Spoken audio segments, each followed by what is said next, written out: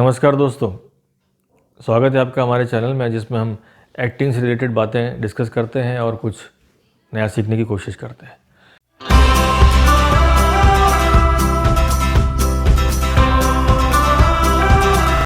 कई बार जो aspiring actors हैं या जो फिल्में देखते हैं लोग, उनके मन में यह ख्याल आता है कि ये फिल्में बनती कैसे हैं, कहाँ से शुरू होती है और कैसे ख़त्म होती है। तो मैं एक शॉर्ट में आपको जर्नी बताना चाहूँगा कि फ़िल्म बनती कैसे है। वैसे हर एक टेक्निकल डिपार्टमेंट जो है इतना बड़ा है कि उसके अंदर बड़े बड़े कोर्सेज़ होते हैं और बड़े बड़े एक्सपर्ट लोग वर्क करते हैं, लेकिन मैं आपको इन जनरल एक प्रोसेस बताना चाहूँगा कि फ़िल्में बनती कैसे हैं, कहाँ से इनिशिएट होती है और कहाँ पे एंड होती है। तो फ़िल्म इनिशिएट जो होती है उसमें सबसे पहली रिक्वायरमेंट होती है कि एक स्क्रिप्ट का होना, कि आप फ़िल्म जो बनाएंगे वो किस कहानी पर है, उसकी स्क्रिप्ट क्या है। कहानी के साथ जब स्क्रिप्ट बनती है तो स्क्रिप्ट में सारे डायलॉग्स होते हैं कैरेक्टर के हिसाब से। एक तो होती है सिर्फ कहानी जो आपकी 15-10 मिनट में ख़त्म हो जाती है। अब उसको 2.5-3 घंटे की फ़िल्म में कन्वर्ट करने के लिए एक स्क्रिप्ट राइटर की ज़रूरत होती है जो प्रोफेशनली उसको एक्सटेंड करता है, नए कैरेक्टर से इंट्रोड्यूस करता है। हर कैरेक्टर का एक यूनिक तरीका होता है और फिर वो उसके डायलॉग्स बनाता है। डायलॉग बना के वो सीन्स भी बनाता है कि ये पर्टिकुलर किस तरह से सीन शूट किए जाएंगे। तो जहाँ स्क्रिप्ट की रिक्वायरमेंट है वहाँ पर हमारे पास राइटर्स हैं। फिर वो स्क्रिप्ट राइटर कॉन्टैक्ट में आता है प्रोड्यूसर्स के या डायरेक्टर्स के जिनको एक पैशन है फिल्म बनानी है। तो वो लोग डिस्कस करते हैं कि ये स्क्रिप्ट है और इसकी फ़िल्म की कहानी इस तरह की है और इस तरह की टीम हमको चाहिएगी, इस तरह का म्यूज़िक हमको चाहिएगा। अगर एक्शन फिल्म है तो उसमें एक्शन डायरेक्टर की रिक्वायरमेंट होती है और इसमें जो एक आर्ट डिपार्टमेंट है जो सेट डिज़ाइनिंग वगैरह करता है उसकी कितनी इन्वॉल्वमेंट है उस पर डिस्कशन होता है। म्यूज़िक किस तरह का होगा उस पर डिस्कशन होता है और आर्टिस्ट लोग कौन कौन होंगे बजटिंग के हिसाब से उस पर डिस्कस होता है। लोकेशंस क्या रहेंगी उसके ऊपर डिस्कशन होता है। ये लोग इनिशियल डिस्कशन करते हैं, डायरेक्टर, प्रोड्यूसर और स्क्रिप्ट राइटर। हालांकि स्क्रिप्ट राइटर का उतना ज़्यादा इन्वॉल्वमेंट नहीं होता है क्योंकि डायरेक्टर स्क्रिप्ट समझने के बाद डायरेक्टर और प्रोड्यूसर उसके ऊपर वर्क करते हैं। फिर प्रोड्यूसर जो है वो खुद फाइनेंस लगा सकता है या फाइनेंशियल इंस्टीट्यूशन से या फाइनेंशियल लोगों से अपने इन्वॉल्वमेंट से वो फाइनेंस अरेंजमेंट करता है। उसके बाद सारे आर्टिस्ट जो कैरेक्टर्स हैं उनको बुकिंग किया जाता है, उनकी डेट्स फाइनल की जाती है। म्यूज़िक डायरेक्टर को म्यूज़िक का काम समझाया जाता है। आर्ट वाले को सारे सेट्स जो उसके सारे सीन्स के हिसाब से रिक्वायरमेंट है उसके बारे में बताया जाता है। और उसके बाद जो फाइट मास्टर है उनसे डिस्कस किया जाता है कि इसमें ये सीन्स है जिसमें फ़ाइट की रिक्वायरमेंट हो सकती है, तो वो अपने सब चीज़ों को डिज़ाइन करते हैं। और लोकेशंस के लिए पहले एक टीम घूमती है, उसमें डायरेक्टर भी इन्वॉल्व होते हैं कि कौन कौन सी लोकेशंस पे हम लोग कौन कौन से शूट्स करेंगे, उसके हिसाब से फिर शूट शेड्यूल बनता है। कैमरामैन होता है, बहुत इंपॉर्टेंट पार्ट होता है उनका, वो भी साथ में रहते हैं जब सीन डिस्कशंस होते हैं या स्क्रिप्ट डिस्कशन चल रही होती है या लोकेशंस हंटिंग होती है।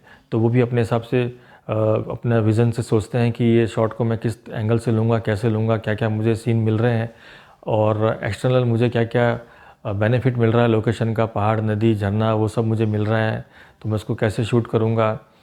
फिर कैमरा अपने हिसाब से वो डिस्कशन करते हैं कि उनको कौन कौन से लेंसेज की ज़रूरत होगी, असिस्टेंट को कहाँ कितने असिस्टेंट्स चाहिए, कौन सा कैमरा यूज़ करना है।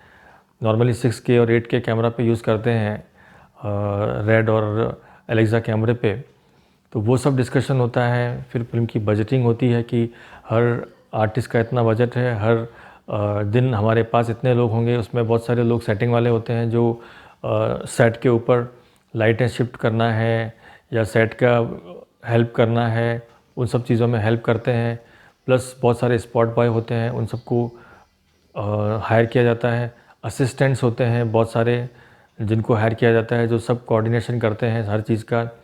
ऑडियो के लिए भी एक सिस्टम होता है कि जब शूट हो रहा होता है, जब लोकेशन पे शूट हो रहा है तो एक पर्टिकुलरली पर्सन होते हैं जो ऑडियो सिस्टम के साथ होते हैं, जो अगर आप लोकेशन पर ही आर्टिस्ट के माइक लगा हुआ है तो वो सब मैनेज करते हैं कि आर्टिस्ट की जो आवाज़ है वो बराबर रिकॉर्ड हो रही है कि नहीं हो रही है, ताकि जब बाद में डबिंग की जाए तो बराबर से उसके ऊपर आर्टिस्ट अपना लिपसिंग कर सके। तो ये सब डिज़ाइन होने के बाद शूट डिज़ाइन होता है। उसके बाद साथ में एक बहुत बड़ा चीज़ होती है, वो होता है कॉस्ट्यूम डिज़ाइनर। वो कॉस्ट्यूम डिज़ाइनर के साथ मीटिंग होती है कि भैया ये हमारे इतने सारे कैरेक्टर्स हैं, ये इसकी कहानी का बैकग्राउंड है, इसके हिसाब से वो कॉस्ट्यूम डिज़ाइन करते हैं। कॉस्ट्यूम्स की डिज़ाइनिंग होने के साथ साथ जब रिक्वायरमेंट आती है डांस की तो कोरियोग्राफी की भी बात होती है, तो कोरियोग्राफर के साथ भी डिस्कशन किया जाता है। फिर वो डिसाइड करते हैं कि मुझे क्या लोकेशन लगेगी, क्या सेट लगेगा, कितने आर्टिस्ट लगेंगे, कितने डांसर लगेंगे। ये सब प्लानिंग होने के बाद फिर फाइनल शूट शेड्यूल होता है कि हम पर डे ये सीन शूट करेंगे, ये दिन गाना शूट होगा, ये दिन ये होगा। तो वो हिसाब से सारे डिपार्टमेंट सिंक होकर काम करते हैं कि कॉस्ट्यूम वाला रोज़ डिफाइन कर रहा है कि आज के कॉस्ट्यूम्स क्या हैं, कल कॉस्ट्यूम क्या लगेंगे, कल डायलॉग्स क्या लेने हैं। वो हिसाब से जो असिस्टेंट्स हैं सारे लोगों को एडवांस में स्क्रिप्ट देते हैं कि आपके कल के डायलॉग्स ये हैं। बहुत सारी चीज़ें एक साथ काम होती है, कैमरामैन अपना वर्क करता है, फिल्म शूट होती है एवरीडे के शेड्यूल के हिसाब से। शूट में आपके लोकेशन पे सबके ठहरने की प्रॉपर व्यवस्था वो सब करनी होती है। जब आप शूट कर रहे हैं, मान लीजिए आउटडोर लोकेशन है, गर्मी ज़्यादा है, वहाँ पे वैनिटी वैन वगैरह की व्यवस्था करनी होती है ताकि आर्टिस्ट को गर्मी में प्रॉब्लम ना हो, पसीने से मेकअप वगैरह ये सब ख़राब ना हो। और हाँ, इसमें जो मेकअप डिपार्टमेंट है वो भी एक अपने आप में इम्पॉर्टेंट डिपार्टमेंट है, वो लोग भी इन्वॉल्व होते हैं उसके अंदर। मेकअप के 3-4-5 लोग होते हैं जो असिस्ट करते हैं, उनके साथ में जो मेन चीफ मेकअप मैन है। तो सारे आर्टिस्टों को रेडी करना होता है, चाहे भले वो छोटे रोल के लिए भी हों या भले ही उनकी प्रेजेंस हो। फिर अगर कोई बड़ा क्राउड का सीन है तो जूनियर आर्टिस्ट सप्लायर होते हैं, वो लोगों का रोल होता है, वो लोग आर्टिस्ट अरेंजमेंट करते हैं, भीड़ भड़क का जो सब चाहिए देखना होता है वो अरेंजमेंट करते हैं। तो बहुत सारा कोऑर्डिनेशन करना पड़ता है। बाहर आउटडोर कर रहे हैं तो बहुत सारा लोकल कोऑर्डिनेटर होते हैं जो वहाँ पर लोकल जगह पर सारा अरेंजमेंट्स देखते हैं। तो इस तरह सीन जब शूट हो जाते हैं तो उस सारे के सारे जिसको फुटेज को लेके आया जाता है स्टूडियो में बॉम्बे में।